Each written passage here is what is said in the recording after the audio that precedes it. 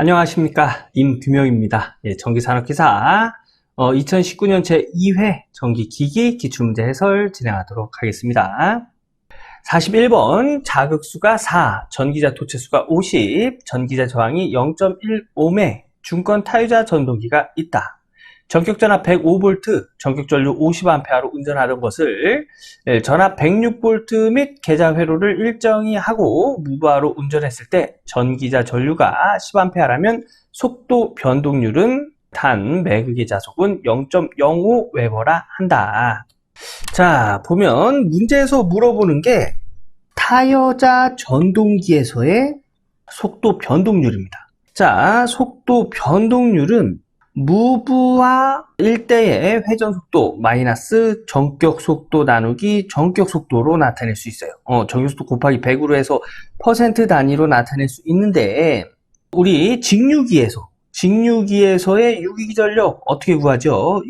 60A분의 PZ 파이 N으로 구하죠. 그죠? 여기서 얘가 회전속도예요. 회전속도. 그런데 이때 무부하 전압일 때의 회전속도가 무부하일 때 회전속도가 되겠죠. 그죠? 그래서 요 회전속도를 기준으로 해서 식을 정리하면 PZ 파이 넘어가서 나눠줍니다. 나눠주고요. 60A는 넘어가서 곱해줘요. 그래서 이때 여기에 유기전력, 즉 역기전력, 전동기에서는 역기전력이라고 하죠. 요 유기전력, 역기전력이 무부하일 때 유기전력, 역기전력일 때 요 회전속도는 무부하 회전속도가 되겠습니다. 자, 보면 무부하일 때 역기전력, 유기기전력이라고도 하죠. 요거 어떻게 구해요? 전동기에서는 단자전압 마이너스 전기자에 걸리는 전압, V는 IR, 그래서 전기자 전류 곱하기 전기자 저항, 이렇게 구하죠. 무부하 단자전압. 자, 무부하로 운전했을 때 전압은 106V라고 했어요. 그래서 106V 마이너스 이때의 전기자 전류는 10A 곱하기 저항은 고정값이죠. 그죠? 전기자 저항은 뭐 전류가 흐르거나 말거나 그 전기자 저항값은 고정값이에요. 뭐 변하는 게 아닙니다. 그래서 0.1 했을 때 이때의 무부하시 역기전력은 105V에다가 여기다가 105V 적용하고 60A 중권이지요. 중권일 경우에는 병렬회로수 A는 극수와 같습니다. 그래서 4. 그 다음에 PZ 파이, P가 극수죠. 4극 곱하기 Z는 총 도체수 50 곱하기 파이는 자속수 0.05를 적용하면 무부하일 때 회전속도 2520rpm이다 라는 걸 알 수가 있고요. 그 다음에 여기 전격속도, 전격 부하시 회전속도는 요것도 똑같이 유기기전력 60A분의 PZ 파이 N에서 요 회전속도 N을 기준으로 해서 식을 정리하면 PZ 파이 넘어가서 나눠주고요. 60A 넘어가서 곱해줘야죠. 나눠져 있는 형태이기 때문에 넘어가면 곱해주는 거예요. 그래서 요거 요렇게 해서 곱해주면 식은 요런 식으로 정리가 되고요. 여기서의 역기전력 E는 부하가 연결되었을 때의 역기전력이 되겠죠. 부하가 연결되었을 때 전격전압이 105V랍니다. 여기서 얘기하는 이 전격전압, 단자전압 이야기하는 겁니다. 그 문제에서 전압을 나타낼 때 대지전압이다, 뭐 역기전력이다, 뭐 이런 식의 정해진 전압이 아닐 경우 이렇게 막 전압, 뭐 전격전압 또는 그냥 전압만 이렇게 주는 경우가 있어요. 그럴 때는 그 전압은 무조건 다 단자전압이라고 보시면 돼요. 그래서 이렇게 단자전압 마이너스, 요거는 그 전동기이기 때문에 여기 마이너스 단위가 들어가는 거예요. 만약에 이게 발전기다 하면 이게 플러스 단위가 들어가야 돼요. 마이너스 전기자에 걸리는 전압, V는 IR 해서 IA, RA, 여기 전기자 전류고 전기자 저항이죠. 그래서 부하가 걸렸을 때의 전압, 전격전압 105V에 그 다음에 전격 전류, 이것도 역시 부하가 연결되어 있을 때 전격 전류이기 때문에 부하 전류를 의미합니다. 그때 전류 50A 곱하기 저항값은 0.1로 동일하고요. 요렇게 계산하면 이때의 역기전력은 100V다 라는 걸 알 수가 있어요. 그래서 여기다가 100V 적용하고 60A, 여기 병렬 회로수는 중건이기 때문에 극소와 같은 4가 된다고 했죠. 그래서 100 곱하기 60 곱하기 4.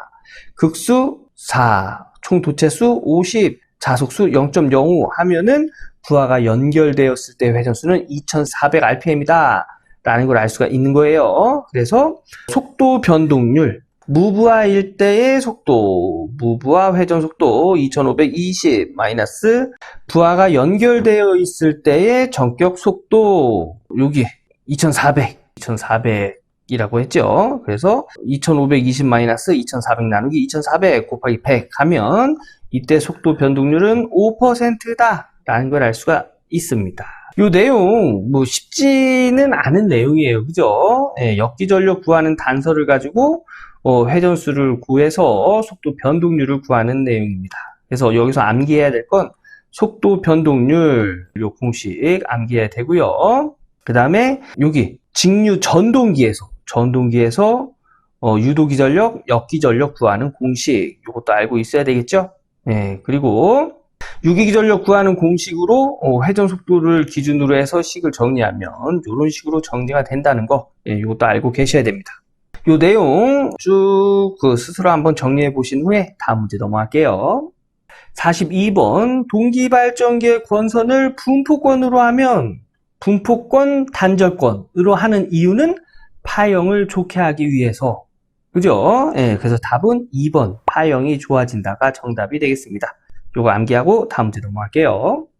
43번 직류 분권 발전기가 운전 중 단락이 발생하면 나타나는 현상으로 옳은 것은, 이건 역시 암기하고 가는 문제예요. 단락이 발생이 되면 유기기전력이 감소하고 유기기전력이 감소함으로 인해서 작은 단락 전류가 흐른다는 거. 예, 요거 암기입니다. 암기. 그래서 답은 4번이 되겠습니다. 작은 단락 전류가 흐른다. 자, 다음 문제 보도록 하겠습니다.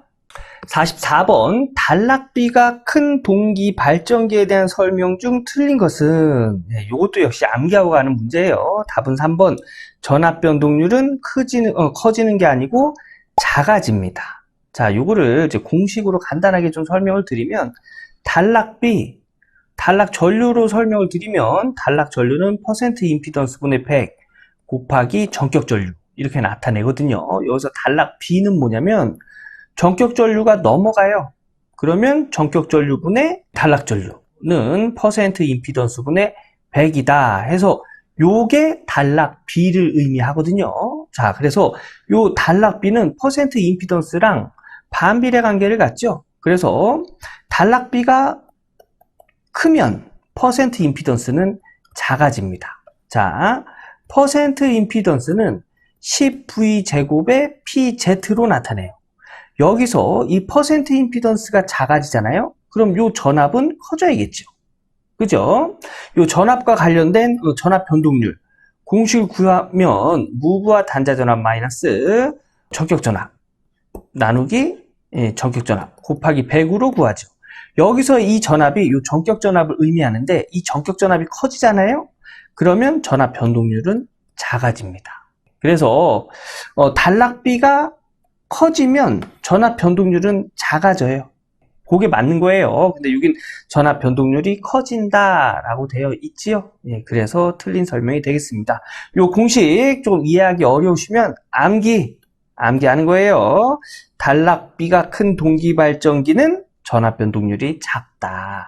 예, 근데 여긴 크다고 했기 때문에 틀린 설명이 된다. 자, 1, 2, 4번 한번 읽어보시고 다음 문제 보도록 하겠습니다. 45번 어떤 변압기의 부하 역률이 60%일 때 전압 변동률이 최대라고 한다. 지금 이 변압기의 부하 역률이 100%일 때 전압 변동률을 측정했더니 3%였다. 이 변압기의 부하 역률이 80%일 때 전압 변동률은 몇 %인가? 이 문제는 변압기의 전압 변동률을 구하는 문제예요. 그죠? 예, 변압기에서 전압 변동률은 이렇게 구하는 방법이 있어요. 유효분 곱하기 코사인 세타 플러스 무효분의 사인 세타, 예, 곱하기 100 하면 이제 퍼센트 단위의 전압 변동률을 구할 수가 있습니다. 그러면 우리 유효분, 무효분 어떻게 따지는지 한번 볼까요? 이렇게 직각삼각형을 그려놓고요. 밑변을 유효분이라고 하고 높이를 무효분이라고 합니다. 그리고 여기 빗변을 피상분이라고 해요. 피상분. 자, 이렇게 나타내어지는데 우선 문제에서 준 단서를 가지고 유효분을 한번 구해보도록 하겠습니다. 유효분. 자, 지금 이 변압기의 역률이 100%일 때, 역률이 100%면 코사인 세타는 1이란 얘기예요. 1. 코사인 세타는 1이고 사인 세타는 뭐지요? 0이란 얘기입니다. 0. 부하 역률이 100%일 때, 이때 전압 변동률이 3%래요. 자, 그러면 자, 요 공식에 적용해 보면 전압 변동률이 3%고 역률이 1이래요. 얘가 1이고 얘가 0입니다. 그럼 얘는 0이에요. 그죠? 얘는 0이에요. 0. 이때 전압 변동률이 3%면 식은 이렇게 정리할 수 있겠죠. 유효분 곱하기 1 플러스 무효분 곱하기 0 곱하기 100. 그래서 얘가 전압 변동률 3%다. 100 넘어가서 나눠주면 0.03이 되겠죠. 0.03. 무효분은 0이니까 이렇게 무시해줘도 되죠. 그죠? 여기 사인이 0이니까 요거는 곱해지면 0이 됩니다. 그래서 유효분 곱하기 1이 0.03이다. 이런 식이 되는 걸 알 수가 있어요. 그러면 유효분은 자연스럽게 0.03이라는 걸 알 수가 있지요. 그죠? 그래서 유효분은 0.03이에요. 요것과 코사인 세타가 60%, 즉 코사인 세타가 0.6일 때 요 두 가지 단서를 가지고 무효분을 구할 수가 있어요. 어떻게 구하냐면 요거 피타고라스의 정리를 이용해서 구하는 건데 요런 거 있어요. 피타고라스 정리에서 여기가 A고 여기가 B고 여기가 C면 밑변 A제곱 플러스 높이 B의 제곱은 C의 제곱이다. 요게 피타고라스 정리거든요. 요 높이를 구할 때 A가 넘어갑니다. A가 넘어가요. 그러면 B의 제곱에 C의 제곱 마이너스 A의 제곱이 되겠죠. 여기서 제곱 없애면 양변에다가 루트를 씌워요. 루트를 씌우면 얘랑 이렇게 약분돼서 없어지고 B는 루트 C의 제곱 마이너스 A의 제곱이다. 근데 요 C 뭐예요? 빗변이죠. 그죠? 빗변. 자, 코사인 세타는 요 빗변 C분의 A입니다. 여기서 요 C를 기준으로 해서 식을 정리하면 분수의 분모와 결과값은 서로 자리 바꿔도 되죠. 그래서 C는 코사인 세타분의 A다. 이렇게 나타낼 수 있어요. 그래서 여기에 요 C를 얘로 적용을 시키면 공식은 이렇게 되겠습니다. 코사인 세타분의 A의 제곱 마이너스 A 제곱은 B다. 그래서 B가 뭐죠? 무효분이고 A는 유효분이죠. 그래서 무효분은 루트 코사인 세타분의 유효분의 제곱 마이너스 유효분의 제곱이다. 이렇게 나타낼 수 있는 거예요. 자, 우리 여기서 유효분 0.03이라는 거 구했죠? 역률이 0.6일 때 무효분 한번 구해볼게요. 무효분. 그래서 코사인 세타 0.6이고요. 유효분이 0.03의 제곱 마이너스 유효분 0.03의 제곱하면 이때 무효분은 0.04다. 라는 걸 알 수가 있습니다. 이때 무효분은 0.04라는 걸 알 수가 있는 거예요. 자, 이때 유효분과 무효분을 다 구했어요. 그죠? 요때 이제 역률이 80%일 때 전압 변동률을 구하래요. 역률이 80%일 때. 자, 그러면 유효분이 0.03, 무효분이 0.04일 때, 역률이 0.8일 때, 사인 세타는 코사인 세타가 0.8이면 사인 세타는 0.6이죠? 요걸 그대로 식을 정리해 보면 0.3 곱하기 역률 0.8 플러스 무효분 0.04 곱하기 코사인 세타가 0.8이면 사인 세타는 0.6 곱하기 100 하면 이때 전압 변동률은 4.8%다 라는 걸 알 수가 있습니다. 이렇게 푸는 거예요. 이렇게 푸는 겁니다. 자, 그래서 답은 3번이 되고요. 여기 변압기에서의 전압 변동률 구하는 공식, 요런 공식이 있다는 거 이거 알아두시고요. 그 다음에 요 피타고라스 정리에서 어떻게 직각삼각형으로 해서 피타고라스 정리를 이용해서 무효분 구하는 방법, 제가 좀 전에 이거 알려드렸죠. 직접 한번 해보셔야 됩니다. 그리고 요 삼각형에서는 밑변이 유효분이고 높이가 무효분이고 빗변이 피상분이라는 거, 요것도 알아두셔야 돼요. 그래서 요거 직접 정리해 보시고 다음 문제 넘어가도록 하겠습니다. 46번 직류 발전기에서 기하학적 중성축과 각도 세타만큼 브러쉬의 위치가 이동되었을 때 감자기자력은 직류 발전기에서 감자기자력 구하는 공식은 이렇게 구합니다. 예, 여기서 요거 A가 아니고 요거 알파예요. 알파가 기하학적 중성축과의 각도, 그 각도를 나타내는 거예요.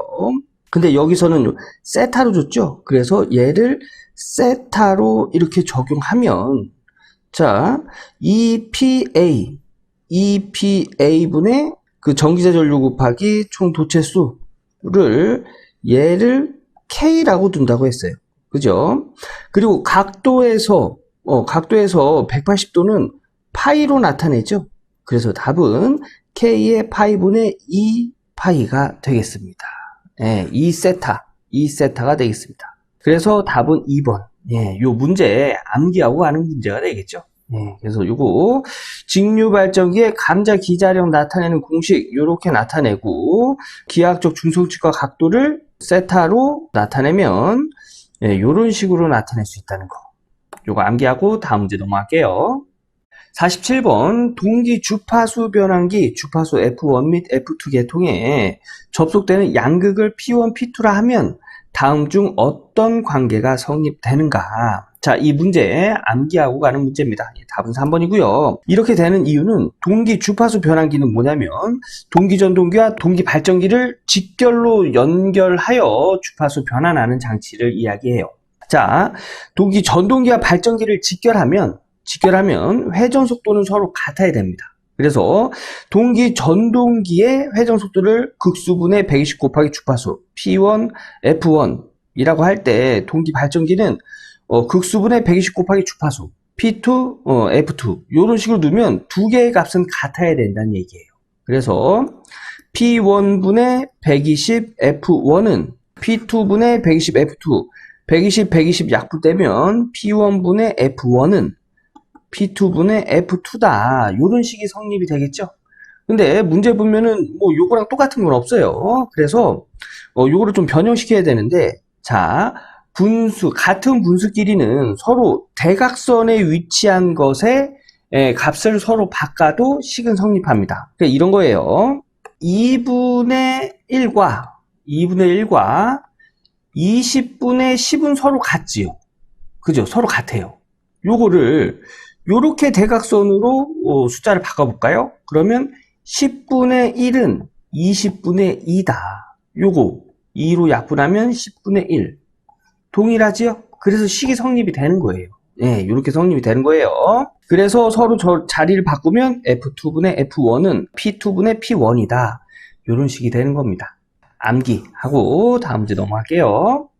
48번 다음은 직류 발전기의 정류 곡선이다. 이 중에서 정류 말기에 정류 상태가 좋지 않은 것은 자, 요거 암기하고 가는 내용입니다. 요게 이제 직류 발전기 정류 곡선인데 요거 A는 직선 정류라고 해서 불꽃이 없는 정류. 네, 정류가 깔끔하게 된다는 얘기예요. B는 부족 정류라고 해서 정류 말기에 불꽃이 발생하는 정류입니다. 네, 그 그래프예요.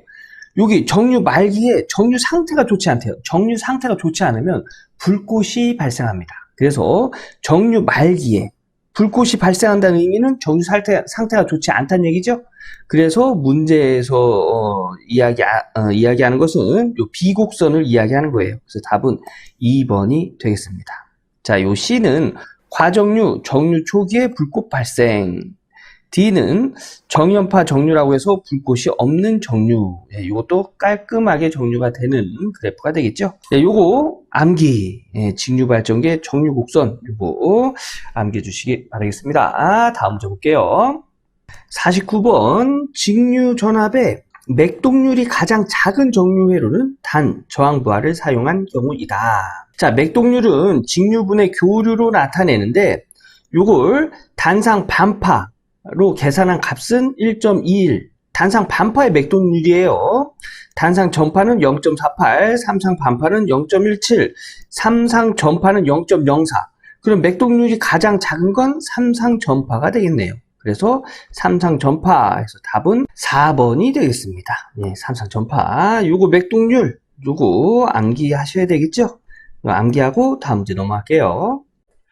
50번 권선용 유도전동기의 저항제어법의 장점. 네, 이것도 암기하고 가는 문제인데요. 답은 3번입니다. 권선용 유도전동기의 저항제어법의 특징에 보면 구조가 간단하여 제어 조작이 용이하다라고 되어 있지요. 그래서 3번이 정답이 되고요. 여기서 보면 특징 중에 부하에 대한 속도 변동이 크다. 여기도 부하에 대한 속도 변동이 크다 있는데 얘는 장점이 아니고 단점입니다. 단점. 그래서 정답이 될 수가 없어요. 그리고 특징 중에 요거 수정 부탁드리겠습니다. 광범위한 속도 조정이 곤란하다가 아니고 가능하다. 가능하다. 요거 수정 부탁드릴게요. 자, 그래서 정답은 3번 암기하고 다음 문제 넘어가도록 하겠습니다. 51번 권선용 유도전동기에서 비례추이할 수 없는 것은, 비례추이는 권선용 유도전동기에서 하는 건데, 비례추이가 뭐냐면 슬립을 조정해서 최대 토크 발생 시점을 조정하는 걸 비례추이라고 합니다. 여기서는 비례추이를 할 수 없는 걸 물어봤네요. 삼상 유도전동기, 권선용 유도전동기가 되겠죠. 권선용 유도전동기에서는 효율, 출력, 2차 동소는 비례추이할 수가 없습니다. 그래서 여기 출력 있네요. 그래서 답은 2번 출력이 되겠습니다. 이것도 암기하는 문제가 되겠죠. 암기하고 다음 문제 볼게요. 52번 직류 전동기의 속도 제어에 사용되는 기기는 이 문제 역시 암기하고 가는 문제죠. 답은 초퍼가 되겠습니다. 초퍼는 DC, 직류를 다른 전압의 직류로 변환하는 속도 제어에 사용되는 장치를 초퍼라고 하는데 요게 직류 직권 전동기의 속도 제어에 사용됩니다. 암기하고 다음 문제 넘어갈게요. 53번 6극 유도전동기의 고정자 슬롯 홈수가 36이라면 인접한 슬롯 사이의 전기각은 유도전동기에서 전기각 물어보는 문제네요. 전기각은 2분의 기계각 곱하기 극수로 구할 수 있는데 여기서 극수는 줬는데 기계각은 주지 않았죠. 이럴 때는 이렇게 구해요. 극수분의 슬롯수 분의 180도 이렇게 구합니다. 그래서 6분의 36, 분의 180도, 요렇게 계산해도 되죠. 뭐, 공학용 계산기에다가 적용이 되는데, 요건 6분의 36, 분의 1분의 180, 요렇게 계산돼서 30이 나오는 거예요. 요렇게 곱해서 분모 180 곱하기, 여기 먼 거 곱해서 분자 곱하기 6. 요거 하면은 30도 나옵니다. 30도. 그래서 답은 1번이 되겠습니다. 전기가 구하는 방법 두 가지 있다는 거 암기해야 되겠죠? 다음 문제 보도록 할게요. 54번 그림은 복권 발전기의 외부 특성 곡선이다. 복권 발전기의 외부 특성 곡선이에요. 이 중 과복권을 나타내는 곡선은 과복권은 A. 요 A가 과복권을 나타내는 곡선입니다. 여기 보면 B는 평복권, C는 부족복권, D는 차동복권을 나타내는 곡선이 되겠습니다. 암기하고 다음 문제 볼게요. 답은 1번입니다. 55번 누설변압기에 필요한 특성은 무엇인가? 요것도 역시 암기하고 가는 문제지요. 누설변압기의 특성, 필요한 특성은 수화 특성이 되겠습니다. 자, 누설변압기는 2차 전류가 증가하면 2차 유기기 전력이 감소하는 수화 특성, 전류가 증가하면 전압이 현저히 감소하는 이런 특성을 수화 특성이라고 합니다. 그래서 누설변압기는 이런 수화 특성이 필요하다. 누설입니다. 그래서 답은 1번이 되겠습니다. 암기하고 다음 문제 넘어갈게요. 56번 단상변압기 세대를 이용하여 델타 결선하는 경우에 대한 설명으로 틀린 것은 답은 2번이 되겠습니다. 자, YY 결선에 비해 상전압이 성간전압의 루트 3분의 1배이므로 절연이 용이하다. 델타 결선에서는 상전압과 성간전압이 서로 같습니다. 여기는 루트 3배 차이가 난다고 했기 때문에 틀린 내용이 된 거예요. 자, 여기서 우리 Y결선, 델타 결선에서의 선전류와 상전류의 관계, 그 다음에 성간전압과 상전압의 관계를 한번 알아보고 넘어가도록 하겠습니다. 자, Y결선, Y결선 이렇게 하지요. 그죠? Y결선입니다.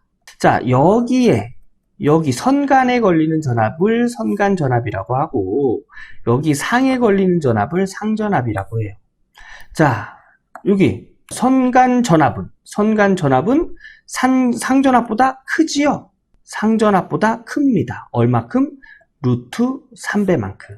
이렇게 커요. 그리고 여기 선전류는, 선에 흐르는 전류는 바로 상으로 들어가네요. 그죠? 예, 그래서 선전류는 상전류와 같습니다. 어떤 결선에서? Y결선에서. 네, 그래서 요거 구분해서 암기해 주시고요. 요번에는 이제 델타 결선 한번 볼게요. 델타 결선은 이렇게 연결하는 게 델타 결선이지요. 네, 델타 결선. 여기 델타 결선에서 보면 여기 선과 선 사이의 전압을 선간 전압이라고 하고, 여기 상에 걸리는 전압을 상전압이라고 해요. 길이를 보니까 동일하네요. 그래서 델타 결선에서의 선간 전압과 상전압은 서로 동일합니다. 그리고 델타 결선에서의 선전류는 상전류의 루트 3배예요. 요거는 암기하고 갈게요. 그래서 Y결선에서의 선간 전압과 상전압, 선전류와 상전류의 관계, 그리고 델타 결선에서의 선간 전압과 상전압, 선전류와 상전류의 관계, 요 내용, 요 굉장히 중요한 내용이니까 요거 암기하고 넘어가도록 하겠습니다. 예, 요 내용 암기하고 다음 문제 볼게요. 57번 직류 전동기의 속도 제어 방법에서 광범위한 속도 제어가 가능하며 운전효율이 가장 좋은 방법은? 자, 직류 전동기에서 속도 제어 방법 물어볼 때 광범위한 속도 제어 나오면 무조건 전압 제어입니다. 전압 제어. 예, 그래서 답은 2번이 되고요. 직류기에서 속도 제어 뭐 있지요? 전압 제어, 그 다음에 계자 제어, 그 다음에 저항 제어. 이렇게 세 가지 있다는 거, 이것도 암기하고 넘어가도록 하겠습니다. 자, 다음 볼게요. 58번 200V의 배전선 전압을 220V로 승합하여 30kVA의 부하의 전력을 공급하는 단권 변압기가 있다. 이 단권 변압기의 자기 용량은 약 몇 kVA인가? 자, 단권 변압기입니다. 단권 변압기는 권선 한 개 가지고 변압을 시키는 건데 승합기에 많이 사용되지요.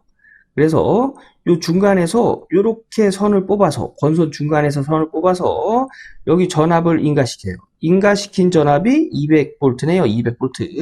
200V. 200V를 여기 연결해서 220V로 승합했다는 얘기예요. 여기에 부하를 30kV 암페어짜리 부하를 연결했다는 얘기입니다. 요게 이제 여기까지 내용이고, 요 단권 변압기의 자기 용량은 몇 kVA인가? 이 단권 변압기의 자기 용량은 여기 용량을 의미해요. 여기 용량. 그리고 요 용량은 부하 용량이 되겠죠. 그래서 여기 용량 구하는데 공식은 어떻게 되냐? 큰 전압 분해, 높은 전압 220이죠. 높은 전압 분해, 높은 전압에서 작은 전압을 빼면 여기 전압이 되겠죠. 여기 전압 분의 부하 용량입니다. 자, 요 공식이 어떻게 이렇게 나왔냐면, 자, 이렇게 나온 거예요. 여기 용량은 여기 걸리는 전압과 여기 흐르는 전류를 곱해서 용량을 구하겠죠. 이게 자기 용량, 이 부분이 자기 용량이에요. 그러면 여기 걸리는 전압과 여기 흐르는 전류를 구하는데, 여기 흐르는 전류가 어떤 전류예요? 부하 전류예요. 여기서 전류, P는 전압 곱하기 전류인데, 여기 흐르는 전류는 어떻게 구해요? 이렇게 넘어가서 V가 곱해진 형태니까 넘어가면 나눠주죠. 그래서 이때 전류는 V분의 P로 이렇게 정리할 수 있어요. 그런데 여기의 전압이 뭐예요? 높은 전압이죠? 그래서 하이 볼테이지라고 하는 겁니다. 하이 볼테이지. 그러면 여기에서의 전력 용량은, 여기에서의 전류는 V 곱하기 여기에서의 전류는 하이 볼테이지 분의 여기 부하 용량이죠. 그죠? 그리고 여기에서의 이 전압은 높은 전압에서 낮은 전압, 로우 전압을 뺀 만큼이 되겠죠. 뺀 만큼이 되겠죠. 그래서 얘가 식이 이렇게 정리가 되는 거예요. 전압이 높은 전압 마이너스 낮은 전압 곱하기 높은 전압분의 P. 얘를 이렇게 정리할 수 있나요? 높은 전압 분의 높은 전압 마이너스 낮은 전압 곱하기 P. 그죠? 이렇게 정리할 수 있잖아요. 얘랑 곱해진 거잖아요. 그죠? 얘랑 곱해진 거고 얘로 나눈 겁니다. 똑같은 식이에요. 그래서 식이 이렇게 정리가 됐다는 거 이거 알아두시고요. 그래서 요 자기 용량 구하는 이 식으로 해서 문제에서 주는 단서를 여기다 적용시키면 높은 전압은 220, 낮은 전압은 200, 높은 전압 220 곱하기 부하 용량은 30kVA. 요 계산하면 자기 용량은 2.73kVA다 라는 걸 알 수가 있는 겁니다. 예, 요게 단권 변압기 내용이에요. 그래서 답은 1번. 요거 직접 계산해 보세요. 예, 요 공식도 암기해야 되겠죠? 네, 암기하고 다음 문제 넘어가도록 하겠습니다. 59번 동기발전기의 단락시험, 무부하 시험에서 구할 수 없는 것은 답은 4번 전기자 반작용이 되겠습니다. 전기자 반작용은 뭐 단락시험, 무부하 시험 이런 것으로 구하는 게 아니에요. 자, 무부하 시험에서는 철손, 기계손 단락비를 구할 수 있고요. 단락 시험에서는 동기 임피던스, 동기 리액턴스 단락비를 구할 수 있습니다. 예, 이거 알아두시고요. 다음 문제 넘어가도록 하겠습니다. 60번 유도전동기에서 공간적으로 본 고정자에 의한 회전자계와 회전자에 의한 회전자계는 자, 요거 내용이 좀 어려워요. 그죠? 그래서 이 문제 그냥 암기하고 가는 문제입니다. 유도전동기에서 고정자에 의한 회전자계와 회전자에 의한 회전자계는 항상 동상으로 회전한다. 암기예요. 그래서 답은 1번 암기입니다. 자, 이렇게 해서 전기산업기사 2019년 제2회 전기기기 기출문제 풀어봤습니다. 예, 요번 회차는 좀 암기해야 되는 문제들이 많아요. 그죠? 예. 그래서 이런 기출문제 글로 나와 있는 건 출제 빈도가 높고 낮음을 떠나서 이해할 수 있다 없다를 떠나서 글로 나오는 거는 다 맞힐 수 있으셔야 돼요. 즉 암기하라는 얘기예요. 예, 그래서 영상 끝났다고 책 딱 덮지 마시고요. 요거 처음부터 41번부터 다시 한번 쭉 보시면서 암기해야 되는 문제 암기하고 계산 문제는 한번 적어 보시면서 그 다음에 공학용 계산기 직접 눌러 보시면서 답도 확인해 보고 그러면서 다시 한번 보고 공부 끝내길 바라겠습니다. 네, 저는 기출문제 해설 영상은 여기까지 하고요. 저는 다음 기출문제 해설 영상에서 인사드리도록 하겠습니다. 감사합니다.